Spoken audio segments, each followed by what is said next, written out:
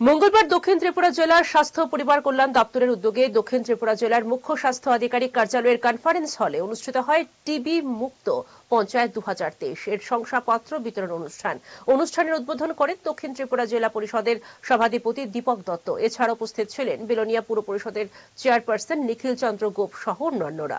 কোনো জায়গাতে যদি সমস্যার সম্মুখীন হয় আপনাদেরকে আমরা সাহায্য করতে প্রস্তুত রয়েছি। আমার সাউথ ত্রিপুরা জেলা পরিষদের এবার যে টিম রয়েছে আপনাদের বললে আপনারা খুশি হবেন। আমাদের এবার 17 জন প্রতিনিধি রয়েছে আমরা জেলার মধ্যে সাউথ ত্রিপুরা জেলা পরিষদে। আমাদের 17 জনই খুব একটি কাজ করার লোক। মানে আমার মনে হয় দক্ষিণ ত্রিপুরা জেলা পরিষদে এমন টিম আগে কখনো হয়নি। এবার যে টিম আমরা হয়েছে একদম সবাই কাজ করার মানসিকতা রয়েছে, সবাই সামাজিক কাজের সাথে যুক্ত।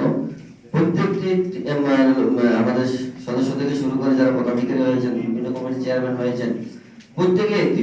সুতরাং আপনারা যে যে জেলার যে জায়গাতে রয়েছেন যদি আপনাদের কোনো সমস্যার সম্মুখীন হয়, কোনো সুবিধা প্রয়োজন হয়, আপনারা তাদের সাহায্য নিতে পারেন। পাশাপাশি আমাদের গ্রাম পঞ্চায়েত প্রধান উপপ্রধানদেরও বলছি আপনারা তাদের সাথে আমাদের স্বাস্থ্যকর্মী যারা রয়েছে তাদের সাথে মিলে আপনাদের পঞ্চায়েতকে বিভক্ত করেছেন। পার্শ্ববর্তী পঞ্চায়েতগুলি যারা প্রধান উপপ্রধান রয়েছে